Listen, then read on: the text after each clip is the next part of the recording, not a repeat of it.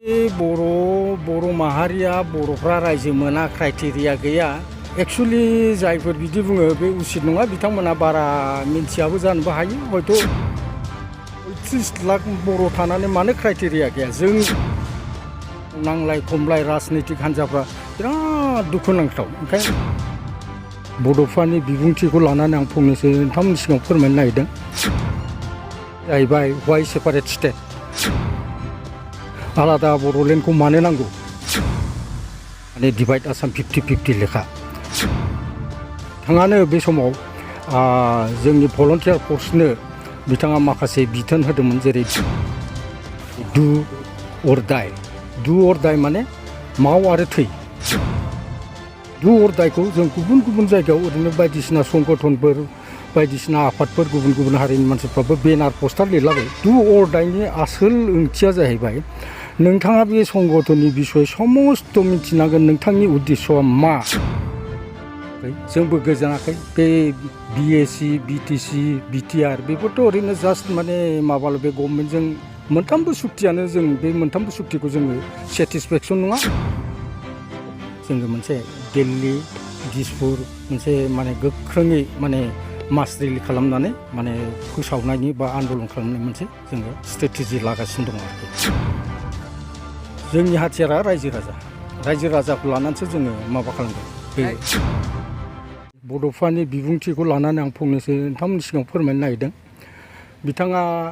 first 1987 मार्चनि जिथु बड'लेण्ड आन्दलन बे आन्दलननि गेजेरजोंनो गांसे बुकलेट दिहुनदोंमोन बे जाहैबाय वाइ सेपारेट स्टेट आलादा बड'लेण्डखौ मानो नांगौ बिनि उनाव 1988 आरो 88नि बै सालबारि माने माबायाव बासबारि थिपकाइ बासबारियाव मोनसे कनफारेन्स जादोंमोन अल बड' स्टुडेन्टस इउनियननि बे कनफारेन्सआव बिथाङा गांसे बुकलेट दिहुनबावदोंमोन माने डिभाइड आसाम 50-50 लेखा बे डिभाइड आसाम 50-50 बिजाबा बिजाबा जाहैबाय ब्रह्मपुत्रनि साहानिफ्राय गंगार हाजोसिम बेनिफ्राय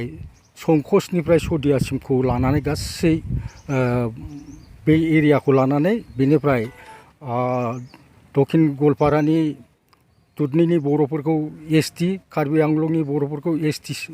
रिजार्भआव सोसननाय बेखौ टटेल लानानै मोनसे माने डिभाइड आसाम 50-50 मोनसे डिमान्ड माने बुकलेट दिहुननाय जादोंमोन माखासे बोसोन होदोंमोन जे बिथाङानो बे समाव जोंनि भलन्टियार फर्सनो बिथाङा माखासे बिथोन होदोंमन जेरै डु अर डाइ माने माव आरो थै जोंनि बिग्रायारि मावथि लोगोफोरनो बिथाङा बोसोन होदोंमोन डु अर डाइ माव आरो थै बर'लेण्डनि थाखाय माव बर'लेण्डनि थाखाय थैनानै थां होननानै माने बिथाङा गोख्रोङै मोनसे बोसोन होलांदोंमोन आरो बे बोसोनखौ लानानै जोङो दिनैसिम समायखिरा लानाय हिसाबै बिथांनि बड'फानि बे बोसोनखौनो जोङो फालिगासिनो दङ आरो जों बर'लेण्ड मोनागौमानि जों बे आन्दलनखौ सालायलांबाय थागोन आरो बिनिखायनो जों रायजो राजा बयखौबो बुङो आरो बिथाङा मोनसे होबावदोंमोन बोसोन जे लिभ एन्ड लेट लिभ नोंथाङाबो थां जोंखौबो थांनानै थानो हो बेयाव माने अकल माबाखौ बुंनाय जा गुबुन गुबुन माहारि हारिफोरखौबो बुंहरनाय जादों नोंथाङा थांनानै थानायाव जाहाथे जोंहा जेबो उसुबिदा जाया जोंहा थांनानै थानायाव जाहाथे नोंथाङाबो जेबो उसुबिदा जाया नोंथाङाबो रायजो दङ जोंनोबो रायजो हो बेबायदि मोनसे माने लिभ एन्ड लेट लिभ नोंथाङाबो थांनानै था जोंखौ थांनानै थानो हो बे माबाखौ होदों आरोखि बे स्ल'गानखौ होदों बे बिबुंथिखौ होदों बिनिफ्राय मोनसेया जाहैबाय ओरैनो डु अर डाइखौ जों गुबुन गुबुन जायगायाव ओरैनो बायदिसिना संगठनफोर बायदिसिना आफादफोर गुबुन गुबुन हारिनि मानसिफ्राबो बेनार पस्टार लिरलाबायो डु अर डाइनि आसोल ओंथिया जाहैबाय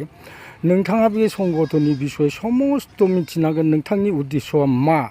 बे उद्देश्यआ नोंथाङा जे जिउयै माहामै बाव बारसोमदों बिनि नोंथांनि थांखिया मा बे जिनिसखौसो बुजिनांगौ ओरैनो साधारन फिसा फिसौ बाथ्रायाव माने डु अर डाइ जाया जोङो हारिनि अलखद बर' हारिनि थांनाय थैनायनि थाखायसो जोङो बे डु अर डाइखौ बड'फाया जोंनो बोसोनखौ होलांदोंमोन बेनिखायनो बिथांनि बे बोसोनजोंनो जोङो सोलिलांबाय थागोन आरो जों बर' माहारिखौ खौसे खालामनानै जोङो बर'लेण्डनि थाखाय आरो गोदानै मोनसे माने डेम'क्रेटिक भाबै माने नन भायलेन्स हिसाबै मोनसे जों गोख्रों आन्दलन खालामलांगोन जोंनि हाथियारा रायजो राजाखौ लानानैसो जोङो माबा खालामगोन बे रायजोआ जिहेतु एबसुनि सोमावसारबाय जिहेतु एबसु सोमावसारनायाव गोबां रायजो राजाफ्रा लोब लोब बाहागो लानानै दिनै बिटिआर एग्रिमेन्ट खालामबाय नाथाय दिनै रायजोफोरा फिन ओंखाराबा माबायदि राहा लागोन नोंथांमोना रायजोफ्राथ' ओंखारगोन मानो ओंखारा जानो सोर रायजोनो सोर बर' फिसानो बड'लेण्ड नाङा बयनोबो नांगौ देग देग नुखाबोनाय नङाबा जाथिया जोबलांनोसै आरो नैबे जोंनियाथ' बेथ' खुनु जोंहा राजनितिक हान्जाजों खुनु लोब्बा गैया रावनिबो राजनितिक हान्जाजों जों लोब्बा गैया रावबो राजनितिक हान्जाखौ जों जेबो बुंबो थाङा आरो जों बाहाय रावनिबो राजनितिक हान्जानि प्लेटफर्माव जों थाङाबो जोंखौ नुनायबो नङा इयुनावबो बे आरोखि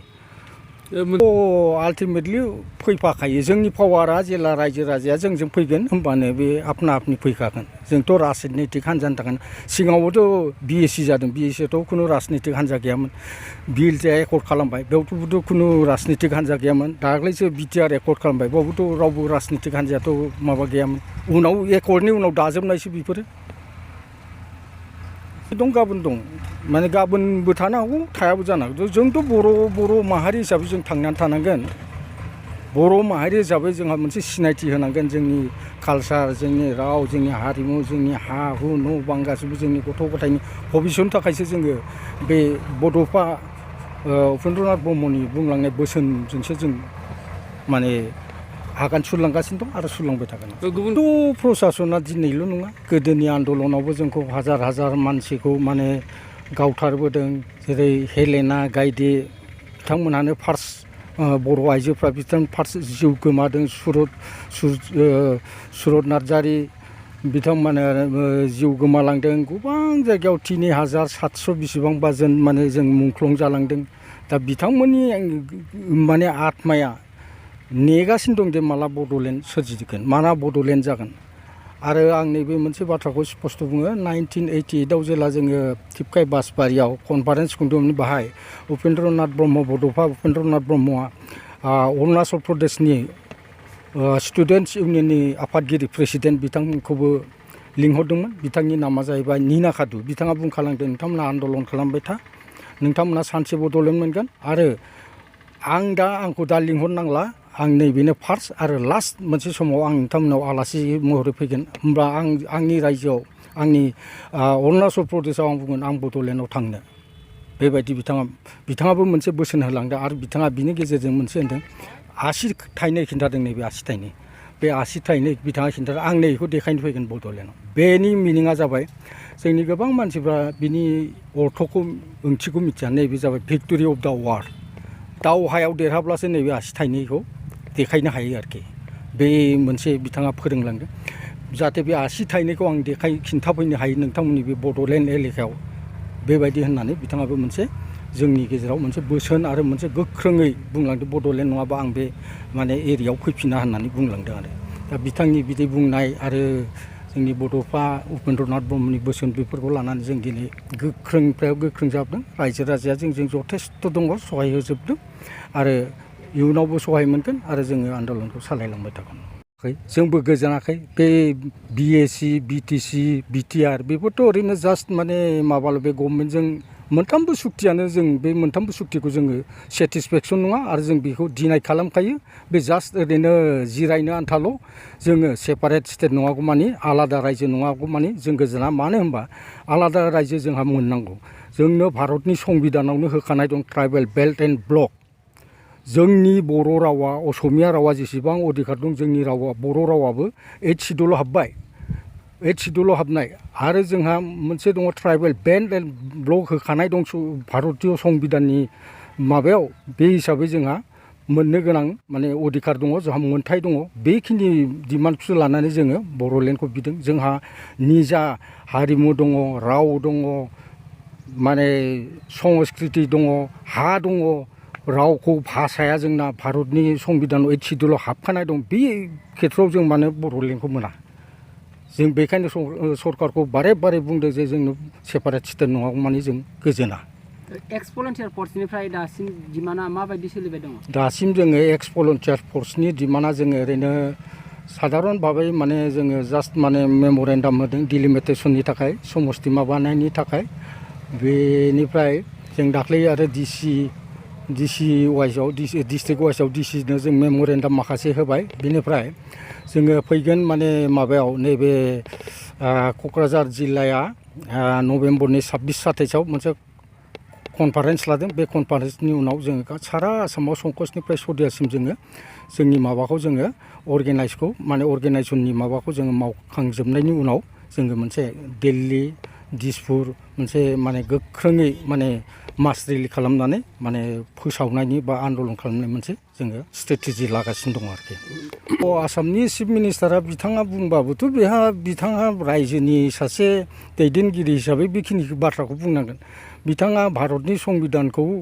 बादा होनो हानाय बा बिथाङा होनाङा होनबानो जे जों बड'लेण्डखौ मोना बिनि खुनु बाथ्रा गैया बे जोंहा देक संबिधानाव लिरखानानै दोननाय दं ट्राइबेल बेल्ट एन्ड ब्लक बेयाव जों सारा बेहाय जोंहा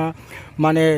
8,966टा माने 8,966 माने माबाखौ लानानै जोङो हेक्टर बेखिनि बिगा हाजार हेक्टर बिगाखौ लानानै जोङो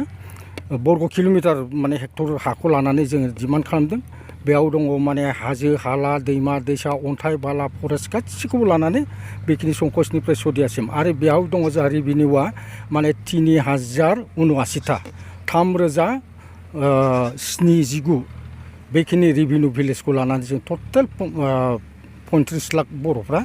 माने बेहाय थायो आरो बेखौ लानानै जों गासै बेखौ लानानै जों मोनसे बड'लेण्ड हादोर माने सोरजिनायनि जों थांखि लादों आरो बे जाफुंखागोन